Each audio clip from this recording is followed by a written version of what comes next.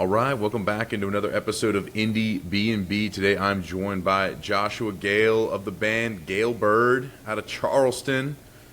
Josh, how we doing on this Charleston evening? Hey, it's pretty cold, but we're doing great. Appreciate you having us on, Grant.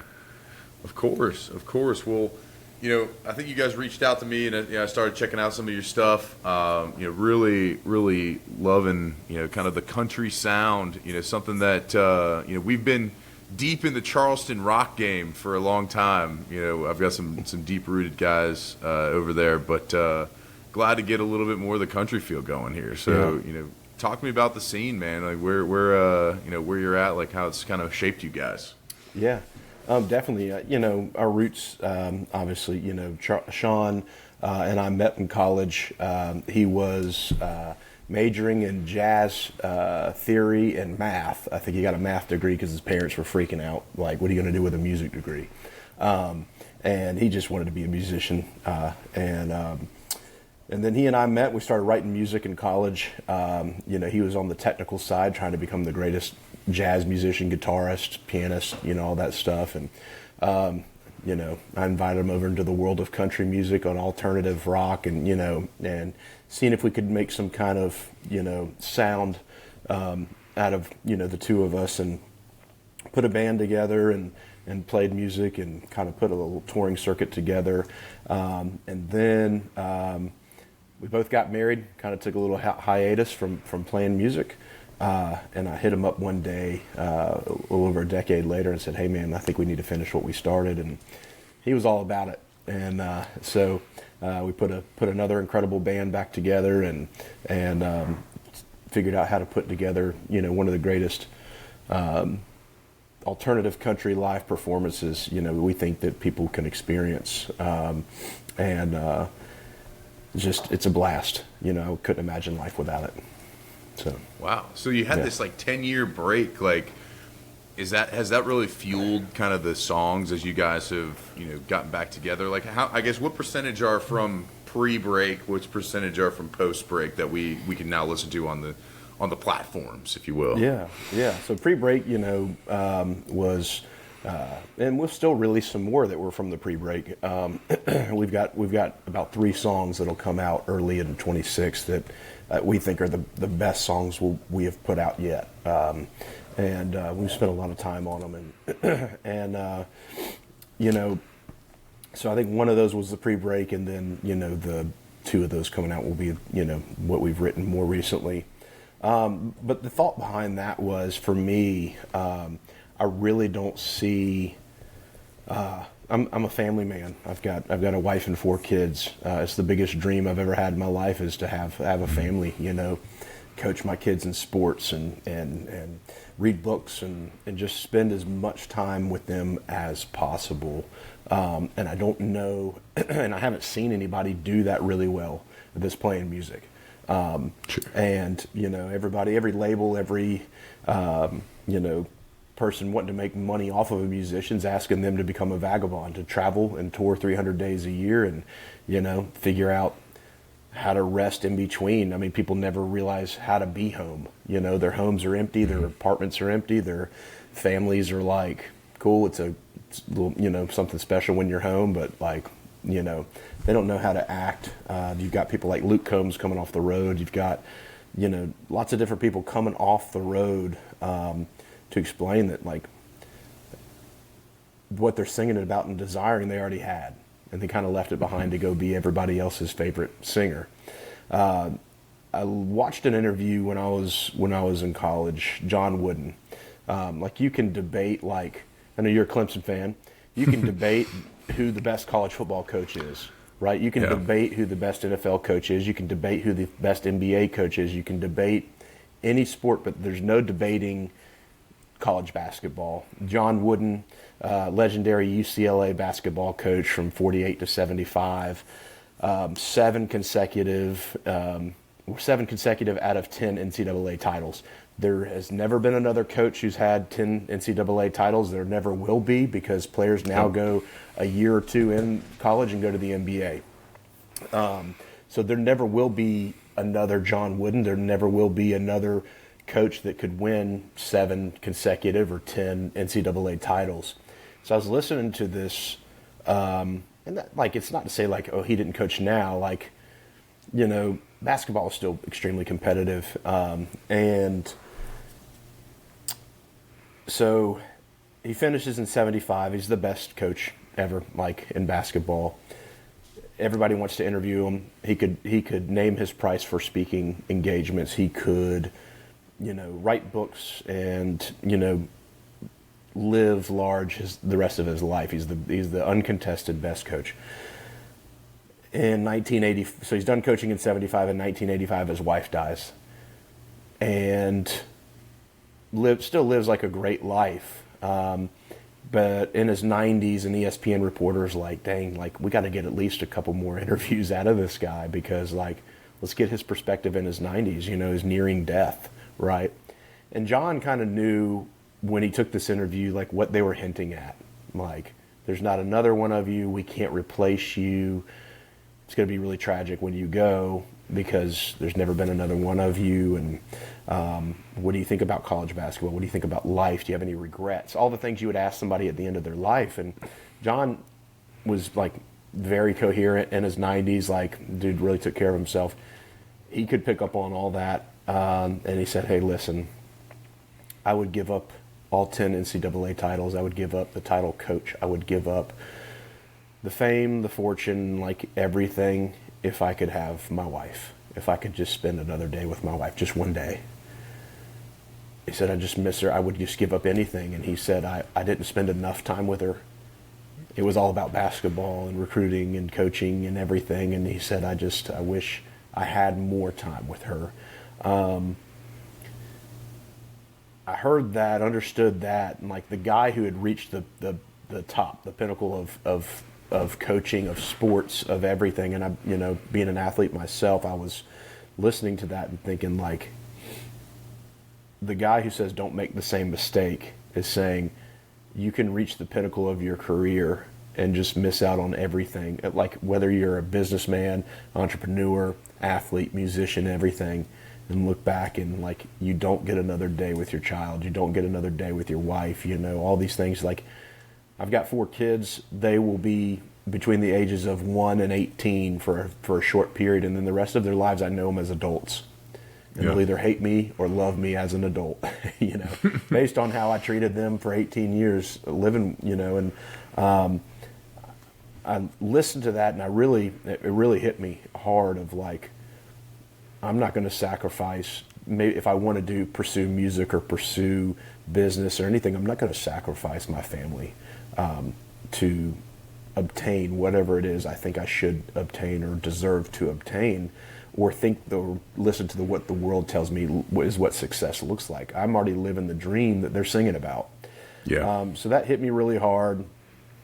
And I wanted to focus on my marriage. I wanted to focus on my children. I wanted to coach all the basketball, the baseball, the soccer, all that kind of stuff, and really deny myself what I thought or what the world thinks success looks like, and trying to figure out how to pioneer. Can it still be done? Sure. But not traveling and being gone forever and ever and ever, which I think it can. You know, I love playing live music. The scene that I'm in here in Charleston is not a place where you get to break out as a musician and have a ton of reps. So, like, playing live is all about reps, like getting out and understanding, you know, all the different adversities that come along with playing a live show. You don't get those unless you're playing live. You can rehearse all you want to. You can sit in the garage, the studio, whatever it may be. Playing live, all these different factors fill in. And then you really kind of convince yourself the competence and confidence of who you are as a performer, as a musician, songwriter. How are your lyrics resonating with people? How are your moments that you've tried to draft into this show really hitting people? And so then we've put on some great shows here in Charleston, you know, and every venue's like, hey, when we have a country artist coming through, like, you guys are the support. We make more money when you play, you know, everybody's extremely impressed. We really find it hard to believe that you guys are local and all this different stuff. And that's encouraging. But still, you don't get as many reps as you'd want to have or like to have. And so we're still trying to figure out how to do that. We've got a little short circuit set up here in March where we're doing Greenville, South Carolina, Brevard, North Carolina, Johnson City, Tennessee, and then coming back to Charleston and doing that in 3 days, and then trying to figure out from there, getting invites to places like the Cowboy Music Festival and Calgary, Canada. How do we make that work where it's not like we're breaking the bank and it does work out, and they've got a back line for us, and how, once you've rented the backline gear, the lodging, the food, all that stuff, paying the band, with travel and all that kind of stuff, can you break even and then just say you had a great time? It's extremely difficult to make money in this industry, streaming, all that kind of stuff, unless you are blowing up, building a following, all that kind of stuff. So we're trying to navigate all of that world while still having young families, and we just don't want to blow it. Their lives are more precious than our egos and what we think we want to accomplish in our heads. So I'm thankful for people like John Wooden and other people that I've noticed in my life that, even Luke Combs, for saying, hey, like it's not worth it. Like, you guys are going to have to hold on. Like, I love you all, my fans. You're how I make my money, but like, family's more important. Telling the label to hold on, like, don't count me out, but like, let me figure this out. I think there's got to be a break at some point in time where musicians strike somehow, not in just like, let's make more money with streaming, but let's figure out how to like have a work-life balance. Everybody else cares about it, but they don't really care about it for the musician, because they don't understand the lifestyle that comes along with touring and being on the road. They don't understand the lifestyle of, like, we don't make money unless you buy merch or buy an album rather than streaming an album. Or we don't make money unless we play a show and you show up plus you buy a shirt for gratuity. Like, it's not making money. It's playing a game and having a good time with your boys, but it's not a life that is a legacy to everybody else around you.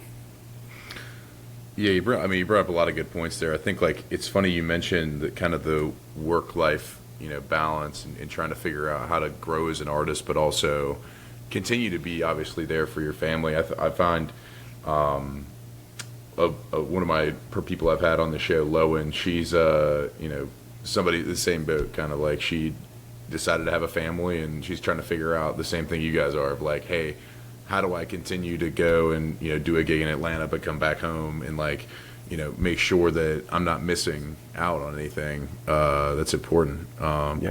So I think, like, very, very appropriate that we're going to roll into I Still Do, that again, kind of keeping in that family theme of it seems like you wrote this one about your wife, or somebody wrote it about somebody's wife, or it's one that's definitely a family oriented one.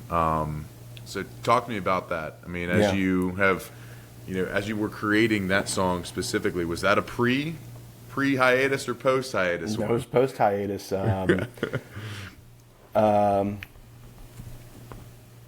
We all have like different superpowers within us. Like, I'm very justice driven. Like, I hate, and my wife is too, I hate corruption. Sure. In politics, especially on both sides of the aisle, like, can't stand it. And I think I have the ability to cut through the clutter, kind of pull on the strings, look at the finances. And a lot of people don't have the capacity to see like local and state politics as well, and how much corruption goes on in each of those places. South Carolina is super, we call them Dixiecrats, like, we've been here a long time. We're going to look out for ourselves. We're going to put money in our pockets, all this kind of stuff. And man, I really can't stand it. And so, like, being a very capable person, marketing, web design, having a ton, hundreds of thousands, lots of friends, and everybody jokes around here. I'm the illegitimate mayor, because like, everybody knows me. I know everybody in every sphere of societal influence, because I've never stayed out of any of the spheres. I was the guy at the lunch table. Man, I loved sitting with everybody. I never sat at the same table, and I loved laughing with every single type of person at school. Like, nobody was off limits of appreciating. Like, I literally saw the value in everybody. Sure. And I think it was a gift, and I really just wanted to love on everybody.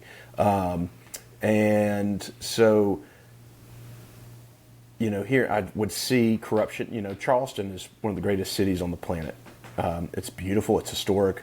My wife and I and the kids, when they're not in school on Fridays, we spend a lot of time on our boat in the Charleston harbor, and we're going to different places. We're looking at all the big giant houses and figuring out how people make so much money.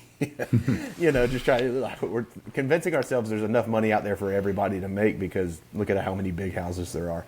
And so we're out on the boat. We're just enjoying vitamin D. The wind and the sun and the sand, and beaching it at different places, and feeling like different places belong to us because we're the only ones there, and telling stories and just eating lunch and just all that kind of stuff. And it really is one of the most beautiful cities in the world. And I've been fortunate enough to travel around the world. But I'm seeing in this, so, just like Atlanta has different metropolitan areas where you live, you've got, everything. Everybody says Atlanta, but you're usually in like Gwinnett, where you're in this area or this area or this area. So Charleston's got North Charleston. It was tourism-wise, what you in ads is like the peninsula. It's a very small 2-mile radius place, that's on the harbor. Then you have Mount Pleasant, West Ashley, Allendale, all the islands, Sullivan's Island, James Island. You've got Somerville, Monk's Corner. It really is just, and it's growing like every city. Like Atlanta, it just kept going out. More people kept moving out as a suburb of Charleston. And so where my wife and I are positioned, we're right in the middle of Somerville and North Charleston, and I saw some corruption happening locally in the city government, and it just bothered the crap out of me. So being the wild man I am, I told my wife I want to run for city council. I want to even if I don't win, I want to expose the crap. I want to use my marketing skills. I just want to literally let everybody know, all 10,000 people in my district, hey, this is what you voted for, and this is how you're being represented. And anytime you run for office and work a full-time job and coach baseball and play music and write music and all the things, and you're a busy person like I am, something will always get robbed. It just can't be the same thing all the time. Mm-hmm. What got robbed in that time of running for city council and doing all those things was my marriage. My wife, at the same time of doing all that, was actually experiencing some depression, and she was pregnant. So there was pregnancy plus postpartum kind of stuff in there, which is all stuff you can't control. It's hormonal.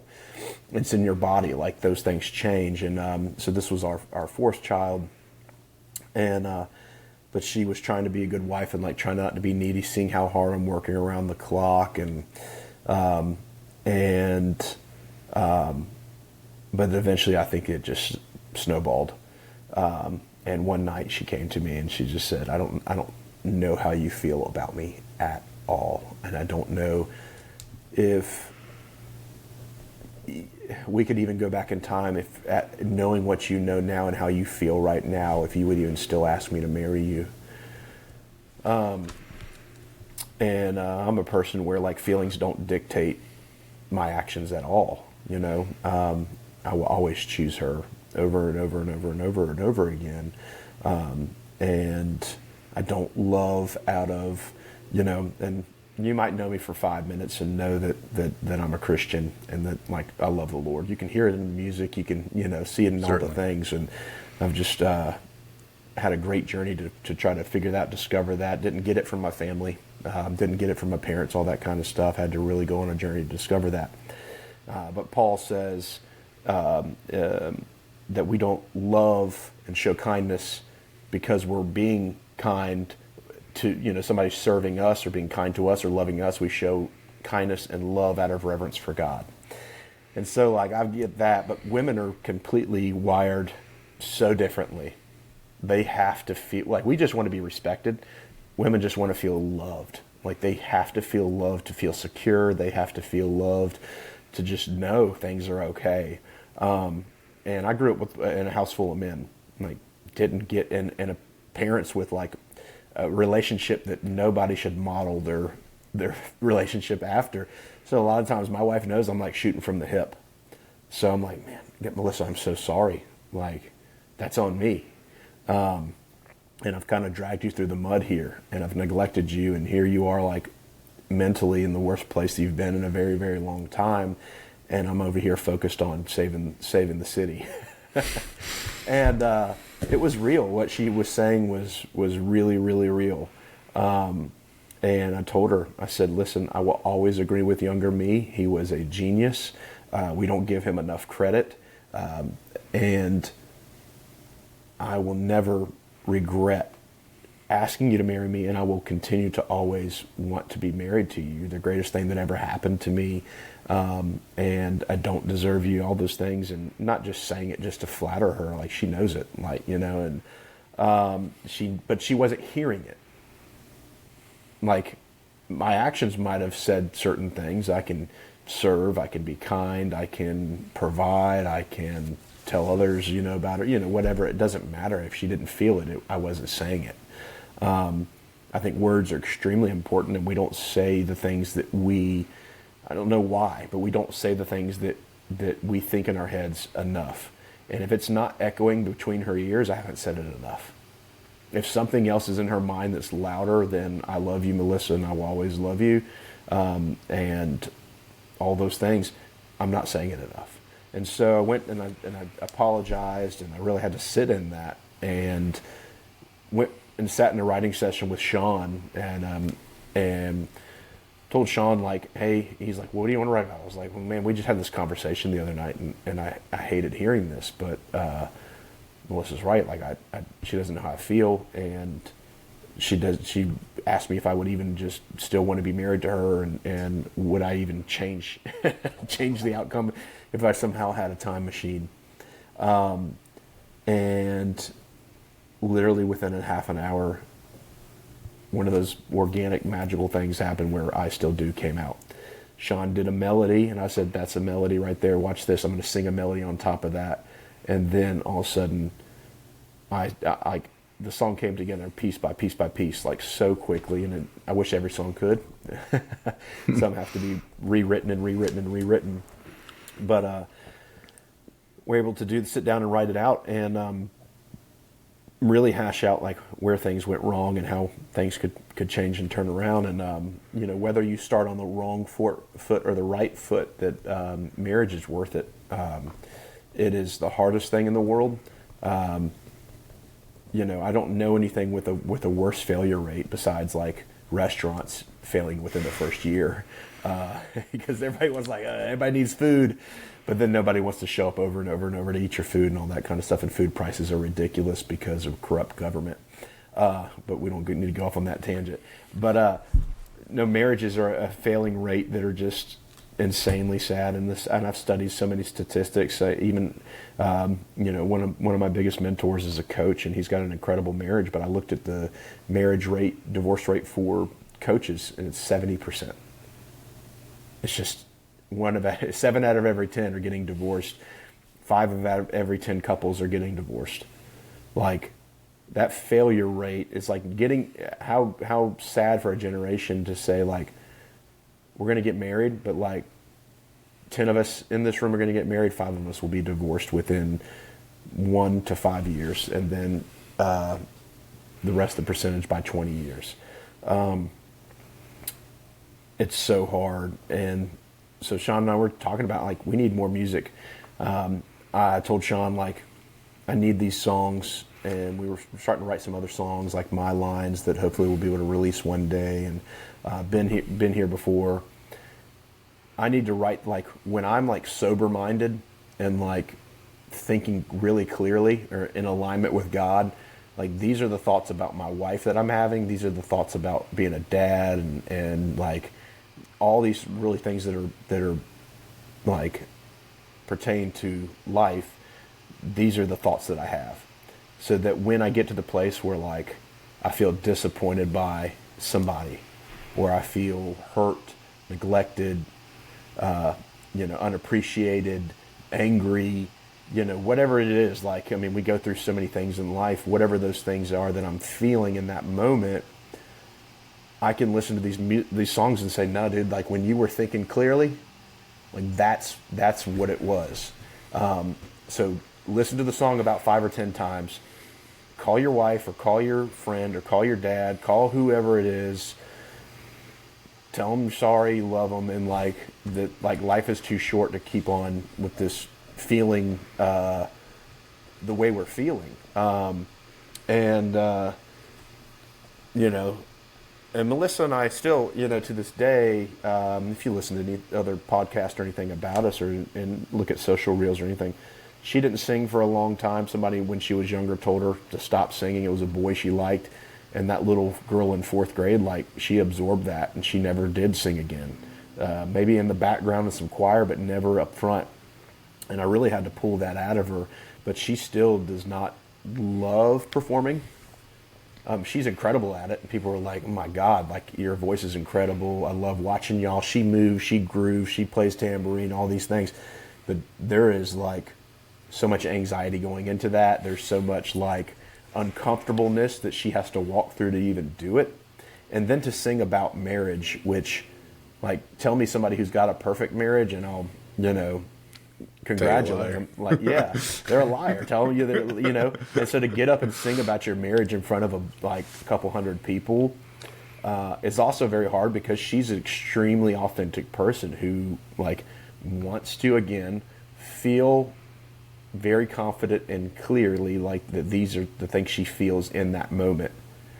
And so sometimes we have the discussion, okay, like, let's let our feelings follow our actions rather than our actions following our feelings. So like we've become so close through performing music and writing music and singing about marriage, because like we want these things to be so true all the time, and it's hard when they're not. And so even last week, I was feeling some stuff, and was feeling sick, and just life is pretty crazy with 4 kids and all the things.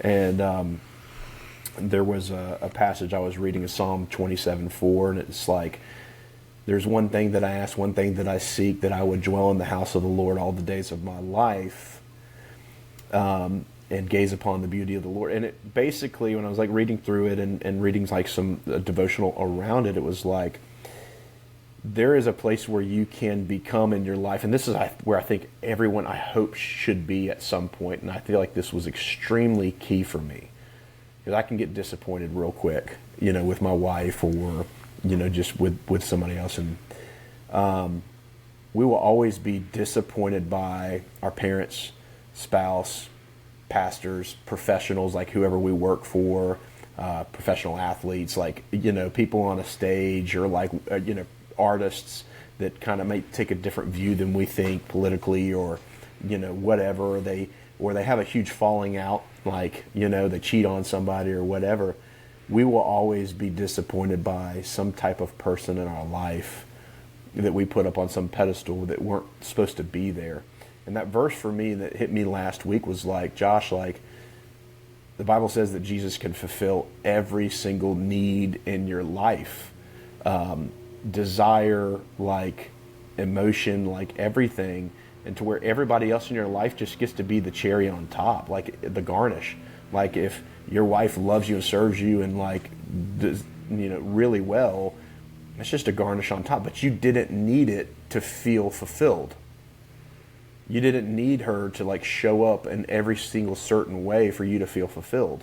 You didn't need your music career to blow up and like everybody to see what God already said he saw and put in you, because he told you, he put it there, and it was for him, and all these different things, and like he sees you, he loves you, he knows you, all these different things. And so like that really hit me hard last week when I was reading through that, because there are times where I do get like disappointed or let down or angry or whatever it may be. And there's those times where I don't want to feel, like, you ever been angry and you don't want to be angry? You're like, I don't want to feel this way. Like, this is so stupid. Why do I feel this way?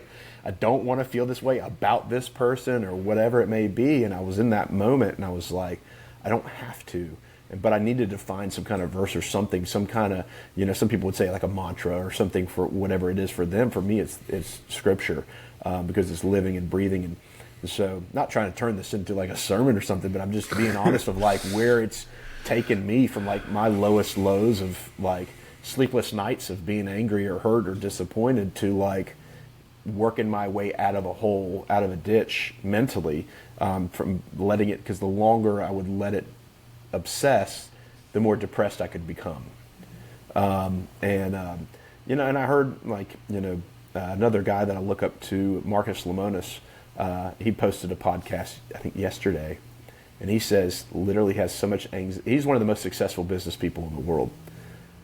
Camping World, he had a show. Yeah. If you never watched the show with Marcus Lemonis, The Prophet, like such a great show, such a cool guy. But he said on this podcast he has debilitating depression and anxiety so bad, and he said the only thing that heals him and helps him is working his freaking butt off.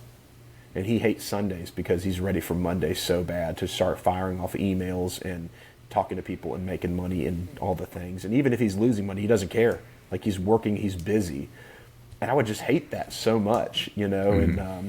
And he got married more recently, and I think he's chilled out a little bit. And I think he's stepping away from like Camping World and stuff. But I would just hate to look back on things and say like I chose to be anxious and depressed so bad that I just worked so much just to disguise it. And I hate that for him. I'm like brokenhearted for him. And I've seen people like that. Last comment I'll make, I worked for a billionaire about 2 years ago. I won't say his name, but one of the most successful businessmen in the world. Flew around, lots of trips to Aspen. And I mean, he literally took a plane to and from work 2 or 3 times a week, and did not want to retire, even though he's well beyond retirement age. One of the wealthiest people in the world, and he told me, he said, I would literally give all of this away if 2 of my 5 children could be sober and not have to go back to rehab over and over and over again and hit the bottle, and I never had the courage to ask, like how did that happen? But part of me thinks like, where were you? If you're still working now, like where were you? And I don't want to have any type of success if I had to sacrifice my children or my marriage to get there. I know that's a lot. I've been talking your ear off, but I feel like this is just where I've been. It was a heavy past 2 weeks, but that's where I've been. Yeah, I think it gives context to, I still do. And I guess, really, truly the motivation behind like getting into and writing that song for your wife, right? Like that's what she said to you when I was, is a hard thing to hear. And I'm sure that like you internalize that and you have to kind of express yourself in some way, form or fashion in order to, either, not obviously to make it right in private, but like, you want to put something out there that's going to be out there forever that other people can hear that will inspire them to do the same, right? And especially my kids, yeah, especially your kids. I you're not the first person actually. There's a guy who I interviewed and he's like, man, like whether I get famous or big doing this, I love doing it. I love making music, and really I'm just writing songs so that they're going to be on the internet forever. And that people, my kids can show their friends, and my kids can show their kids, their kids, right? Yeah. And thinking through, like, how permanent everything we put out is, now, like, I think that's, more than ever, we need, people who are, putting out a message that, they believe in and they have, not necessarily everybody's going to agree with, but, like, I think that at the end of the day, you're putting out your truth and you're putting out the thing that hey, I'd do the same thing that I would have done, that I did 10 years ago, again and again. And I'm sure when you hear that song, or when that song becomes massive, first of all, your buddy who's the groomsman who was late to the wedding is going to be really embarrassed. That's my lyric brother. For anybody. Yeah. Your brother. There you go. Yeah. Yeah. He got stuck on a sandbar. He wouldn't have a good time on a sandbar and got stuck. But the beauty of it is on the other side of that too. We laugh about that now. It hurt me that day because it was, I was pretty angry about it. But like It wasn't him. It was just it was a substance kind of thing. But Yeah. you know, I'm probably more proud of him than anybody else in the world right now. He's my birthday was a couple weeks ago, and on my birthday, he celebrated for the first time in his adult life 6 months of sobriety. That was the greatest birthday gift anybody could ever ask for. When you've watched your brother walk through so much substance abuse in his entire adult life, and you've had to kind of bail him out, or do whatever, or watch it, or explain to other people what's really kind of going on, and still love him and honor him through that whole process. It's extremely difficult, and but no, we laugh about it now, but it's a part for us where him and we've walked through a lot together. So, yeah.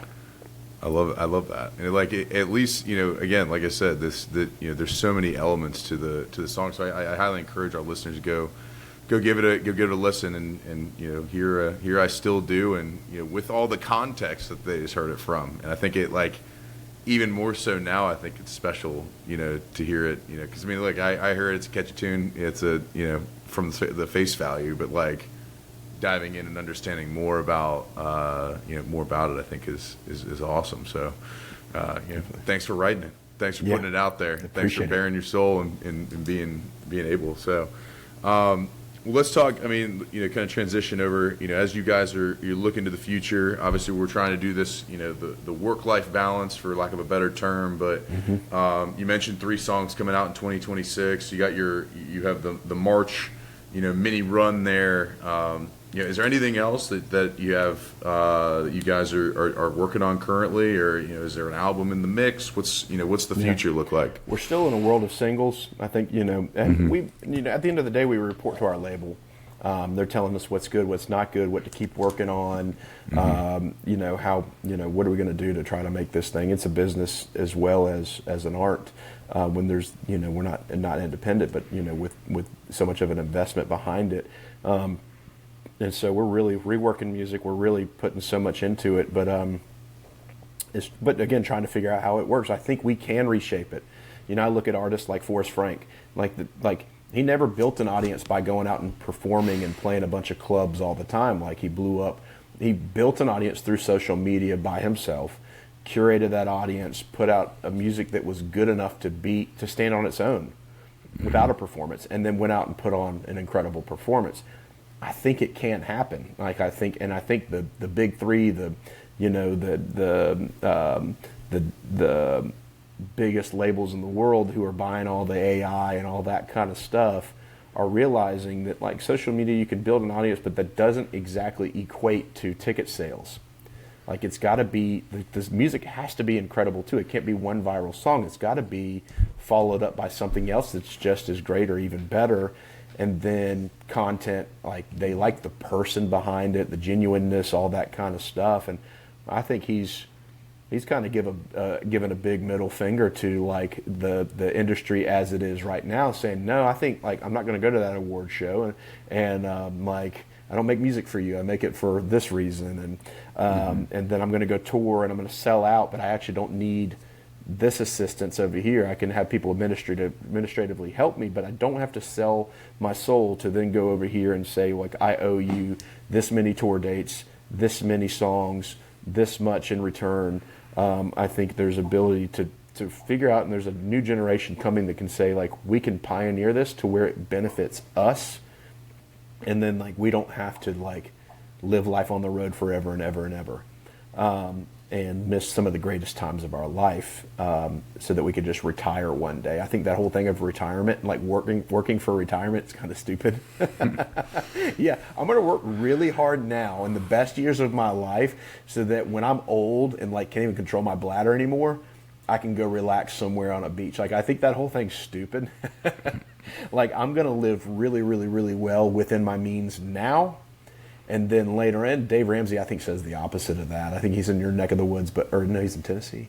Tennessee guy, I think, yeah. And work like nobody now so you can live like nobody later. No, how about I live like nobody now, and then within my means, and figure out how to do that really special with my family, not building debt, but then sacrifice and, like, kill the ego and kill some of my dreams where I think success is, so that later on, like, my kids do want to spend time with me, and I don't necessarily have to or need to retire at a certain age. I can literally want to. I enjoy working because I know how to put it in the right balance.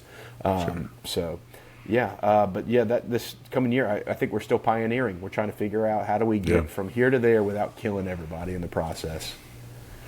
So, well, we'll be watching, and hopefully, I hope it happens. Hope there's a small date here in Atlanta we can come see you, and we're looking at somewhere Eddie's in the Attic. Some different places there. Got tons of friends there, and it's such a great city. I love that. So, we'll hit you up and post it if you want to follow us. Everything is at Galebird Music. Here we go. Galebird.com. That's GALEBIRD.com. There you can find out like every streaming platform, Spotify, Amazon, iTunes links, they're all there.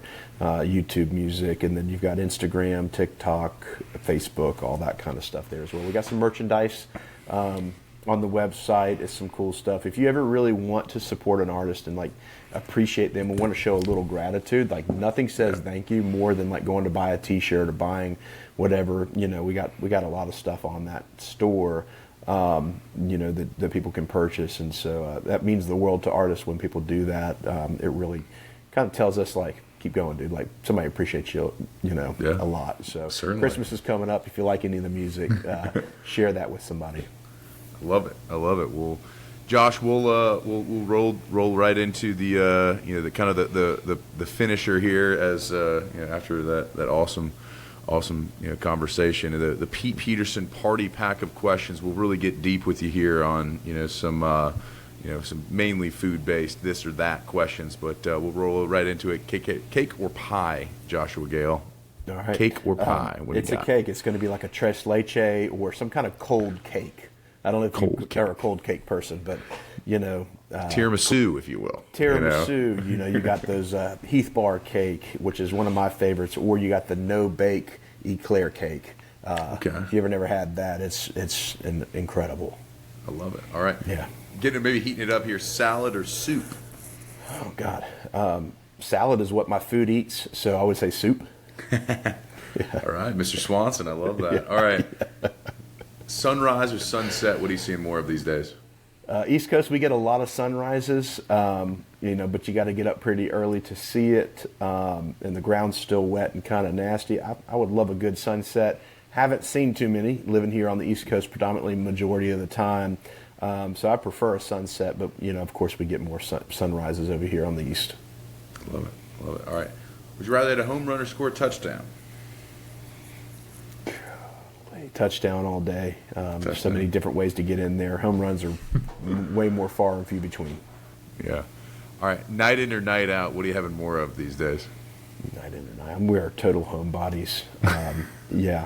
But if it's a night out, it's without kids. Sure. And it's just because I love them to death, but like my wife needs that to fill that quality time with me to fill her cup, and it's usually without children. Because now, I don't know, they always call mom. So it's God, no, it is night out now because kids are usually here with a babysitter, so night out. I love it. All right, when you do go out and your jam comes on, and we're likely to hit the robot or the worm on the dance floor. Robot. I've ripped too many pants trying to do the worm. I love it. All right. Yeah. For the sake of the pants. All right. Yeah. Guac or queso, your favorite Tex-Mex spot? Jeez, queso. He's quesoing it up. All right. Waffles or pancakes? God. Waffle House, because you get the butter in the cracks. Like, it's staying there. It's not running off, and you're not having to chase the syrup around the plate. So waffles all day with pecans. With pecans. I love that. All right. Coffee or tea with your waffles with pecans? Sweet tea. Sweet tea. All right. Yeah. Dogs or cats? Dogs. I can't stand cats. All right. You're more like a ninja or a pirate? Ninja. Beverly Hills Ninja. Beverly Hills Ninja. That movie did it. Yeah. Or Three Ninjas. Three I had Ninjas? two brothers. I was the youngest of three boys, so like that movie was like that was us. So yeah, Ninja all day. I love it. All right. Chips or pretzels? No, chips all day. Chips. All right, fries or tots? Tachos. Tachos are, yep, I love Yeah. that. All right, TV show or movie after a long night? All the kids are to bed. What do we got? I mean, I'm a buff too, man. When it comes to those things, I think the best writers are in TV now. Yeah. Yeah. Okay. All right. Are aliens real? Man, that's a load. I'm a conspiracy guy too, and I got a couple answers, but yeah, we don't have enough time to cover any of that. If we could just say like statement of like aliens, yes, they are real. Okay. All right. What about Bigfoot? Is that real? No, it's just more extremely tall people walking around. Yeah. I love it. All right. Is love at first sight real?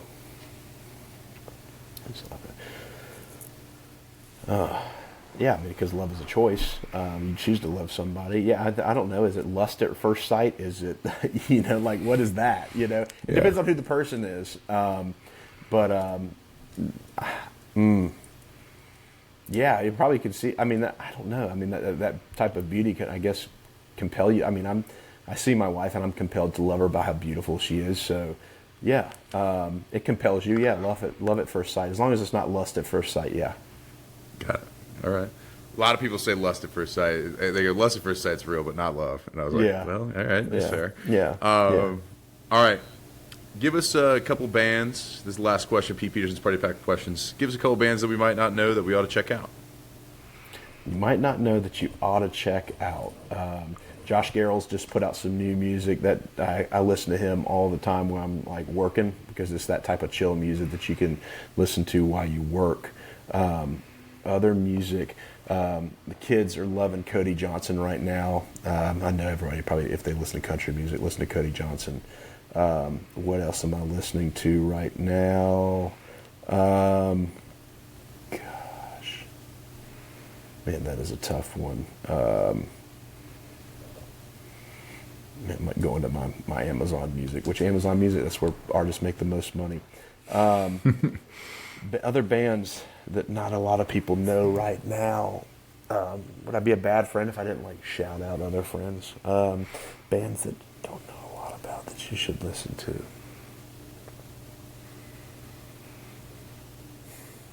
I mean, I'm a part of some friends of mine. North Palm Worship, some of the coolest worship music coming out. Ivana Kamalani is this like pop, 80s pop. It's like Selena met R&B type music. Ivana Kamalani. All right. Well, we can leave it at that. Josh Garrels, Cody Johnson, North Palm Worship, Ivana Kamalani. We'll rip it there. I love it. Yeah. All right. Well, Josh, congratulations on conquering the Pete Peterson Party Pack of questions and this interview, man. I appreciate you taking the time on this Tuesday night to share some things with us. And everyone, go check out I Still Do. Go follow them on all the social medias at Gale Bird Music. Go to their website, hit some merch. Obviously, with Christmas coming up, definitely some good options out there. And be on the lookout if you're in Greenville, Brevard, Johnson City, or Charleston in March. They will be doing a little mini run, and we've got some singles coming out, in 2026. So go follow them on wherever you stream music, so you get the note like they got something new out. Josh, thank you so much for coming on. Man. Absolutely, it's a pleasure, Grant. Really appreciate what you do, man, and really appreciate you having us out. Of course.